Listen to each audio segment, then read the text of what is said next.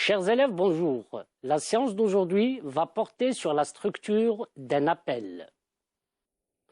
Le travail d'écriture lors de la séance précédente a porté sur la rédaction d'un appel sur le thème de l'amour, de la solidarité. Mais avant d'entamer cette écriture, nous allons nous interroger sur quelques questions.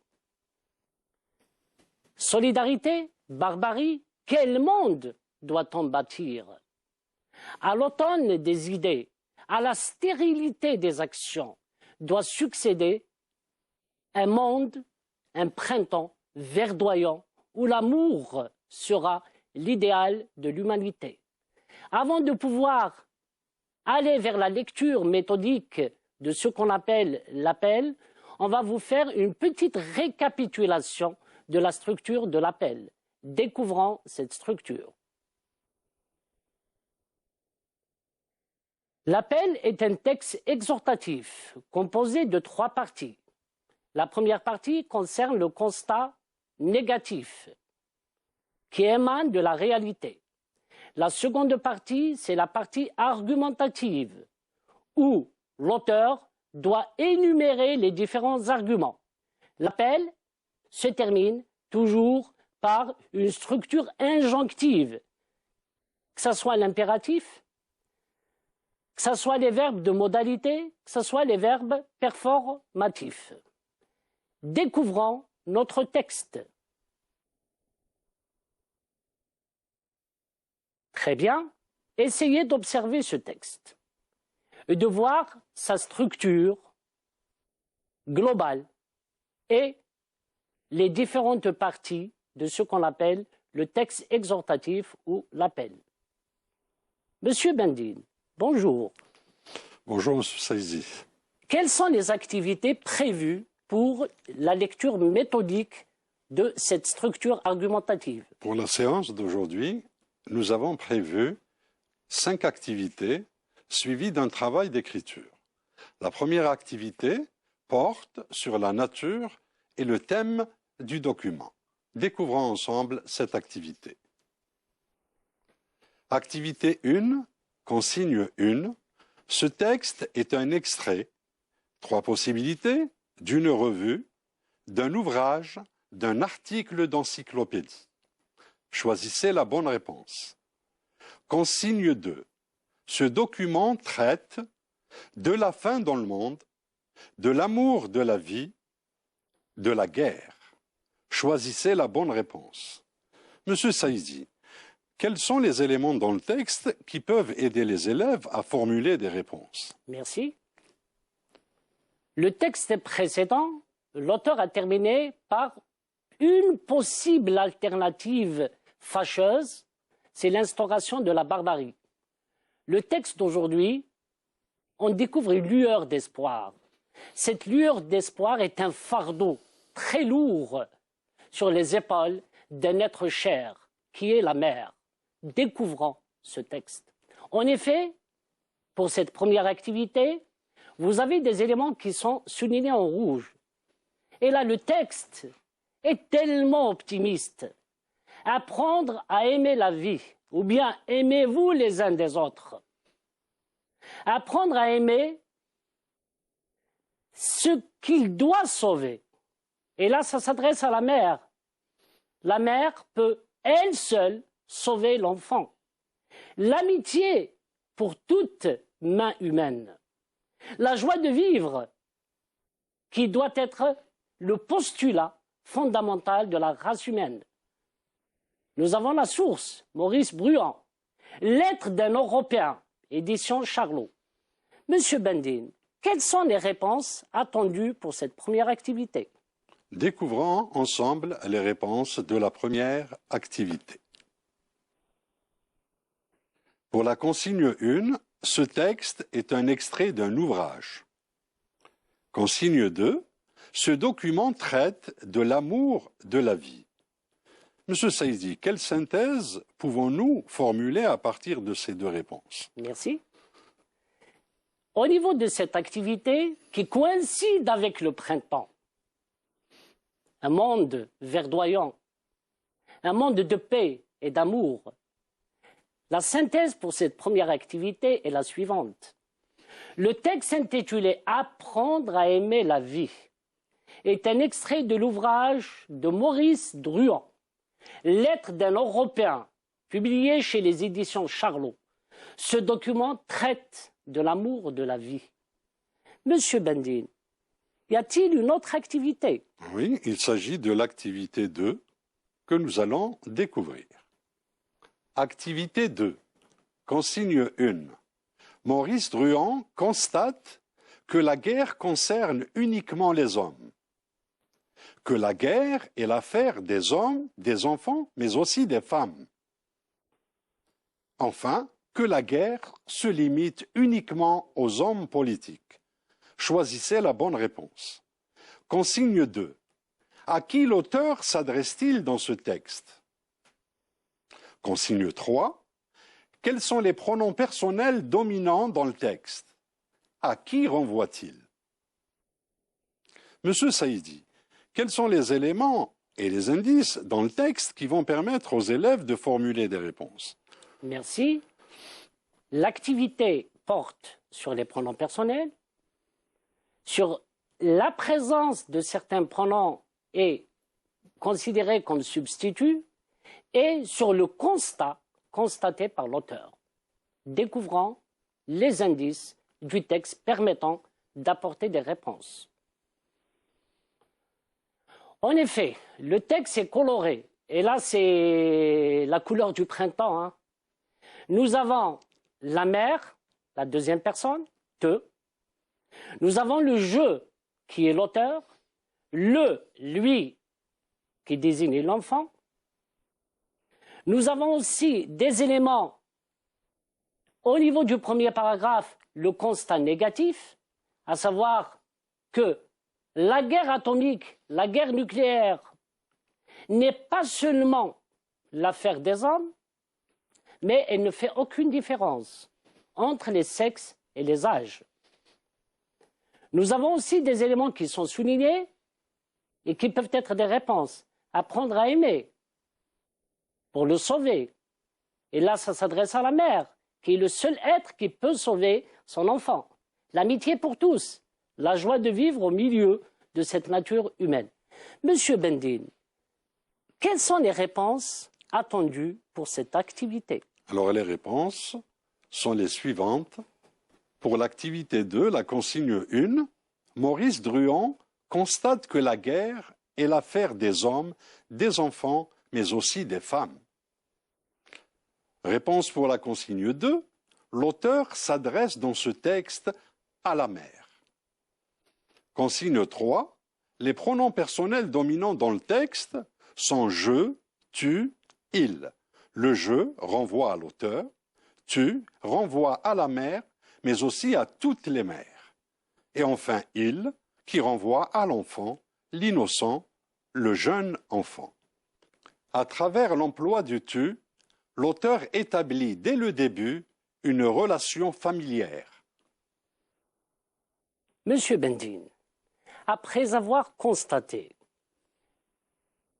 l'emploi dominant du tu dans le texte, ça veut dire qu'il s'agit d'un texte exhortatif, s'adressant à la mère, établissant une relation familière, quelle autre activité avons-nous à proposer? En effet, pour l'activité 3, il s'agit,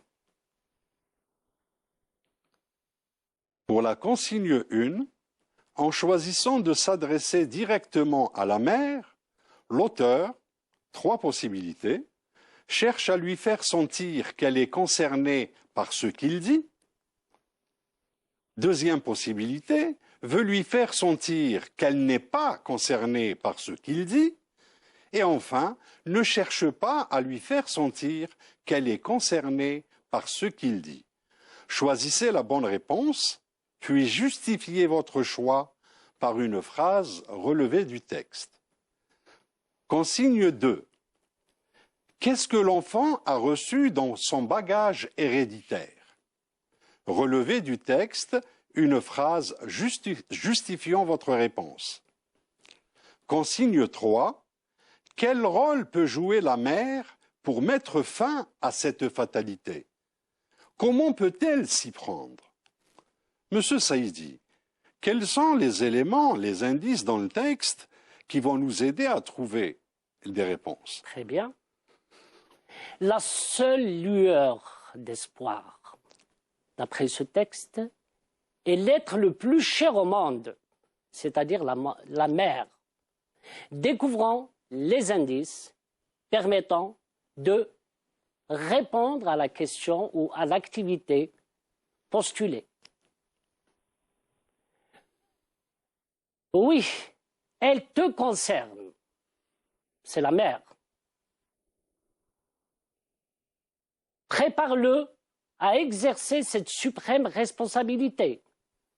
Ça veut dire qu'on doit préparer l'enfant à devenir un être épris d'amour envers son prochain. Qu'est-ce que cet enfant a reçu au niveau de son bagage héréditaire?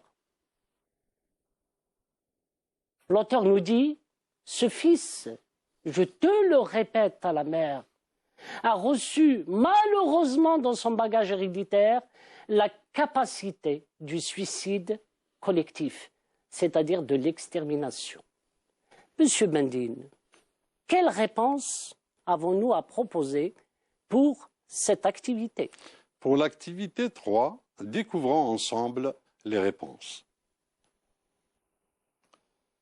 Pour la consigne 1, en choisissant de s'adresser directement à la mère, l'auteur cherche à lui faire sentir qu'elle est concernée par ce qu'il dit. La phrase qui le justifie est « Eh oui, elle te concerne ». Consigne 2, l'enfant a reçu dans son bagage héréditaire la capacité du suicide collectif.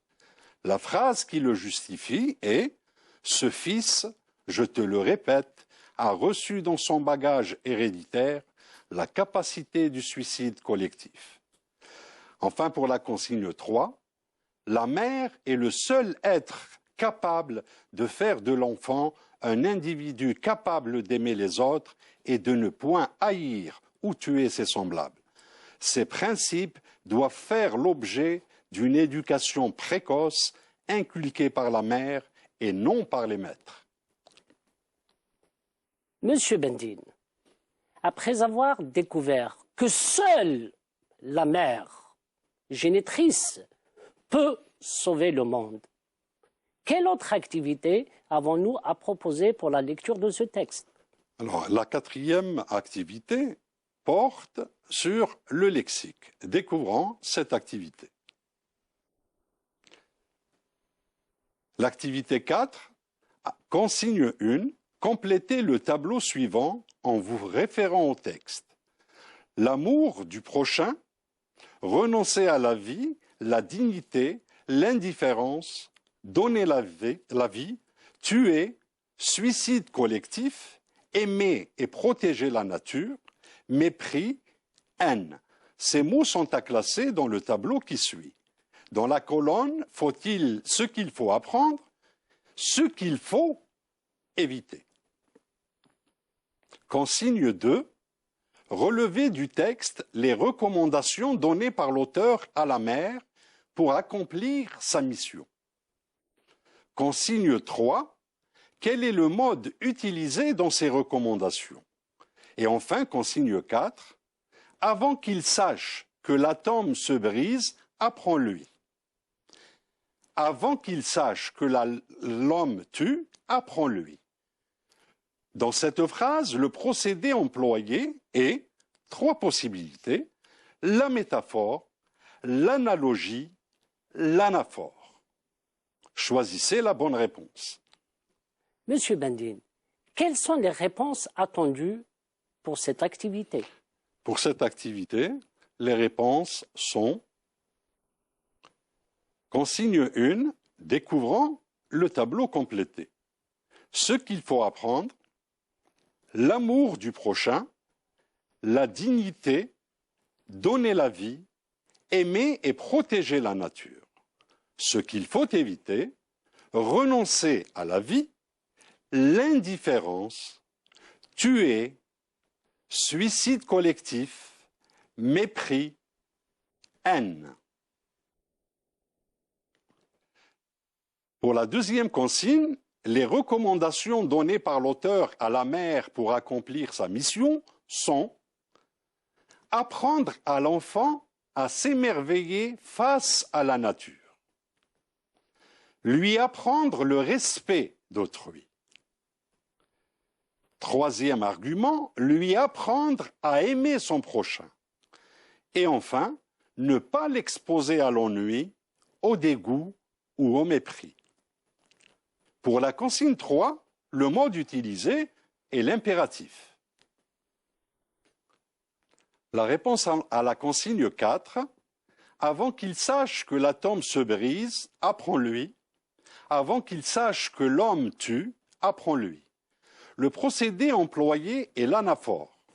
L'auteur emploie dans ce passage le procédé de l'anaphore pour produire un effet d'insistance pour être plus persuasif et donc amener son destinataire à agir. Monsieur Bendine, sur quoi porte la prochaine activité? Alors, l'activité 5 porte sur consigne 1. Le mode impératif est utilisé dans ce texte pour 3 possibilités. Obliger la mère à bien éduquer son enfant, conseiller la mère à bien inculquer les principes d'une meilleure éducation à son enfant pour faire de lui le garant d'une culture humaniste, interdire à la mère de s'occuper seule de son enfant. Choisissez la bonne réponse. Consigne 2. À travers le texte, l'auteur exhorte toutes les mères à ne ménager aucun effort pour enraciner une bonne éducation basée sur l'amour et le respect de la nature et d'autrui dès la première enfance. Deuxième possibilité, exhorte toutes les mères à ne pas s'occuper de leurs enfants. Choisissez la bonne réponse. Monsieur Bendine, après avoir expliqué que l'abîme ne doit pas être le sort de l'éducation de la mère, quelles sont les réponses à cette activité? Alors, les réponses pour l'activité 5 sont les suivantes. Pour la consigne 1, le mode impératif utilisé dans le texte permet de conseiller la mère à bien inculquer les principes d'une meilleure éducation à son enfant pour faire de lui le garant d'une culture humaniste. La réponse à la consigne 2, à travers le texte, l'auteur exhorte toutes les mères à ne ménager aucun effort pour enraciner une bonne éducation basée sur l'amour et le respect de la nature et d'autrui dès la petite enfance. Monsieur Bendine, après avoir étudié le texte, montré le rôle fondamental de la mère pour inculquer les meilleurs principes à l'enfant et faire de lui l'être de demain, un être plein d'espoir. Y a-t-il un travail d'écriture à proposer à propos de ce texte? En effet, le travail d'écriture que nous proposons aujourd'hui est la production d'un compte-rendu dans lequel les élèves sont amenés à réinvestir leurs connaissances et les réponses découvertes dans ce texte. La consigne d'écriture est la suivante. En vous aidant des réponses obtenues dans les activités précédentes, faites le compte-rendu du texte étudié. Monsieur Saïdi, quel compte-rendu possible nous pouvons proposer aux élèves? Très bien. Comme vous l'avez constaté, dans un sujet type baccalauréat, toutes les questions posées au niveau de la compréhension doivent amener le candidat à rédiger un compte-rendu. Découvrons ce compte-rendu.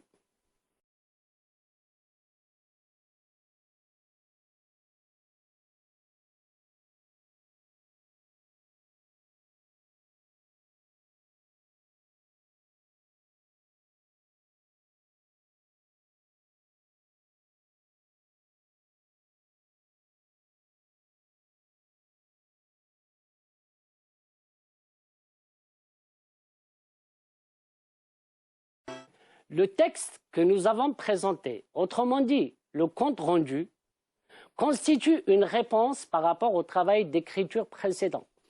Nous vous disons au revoir et à la prochaine séance. Au revoir.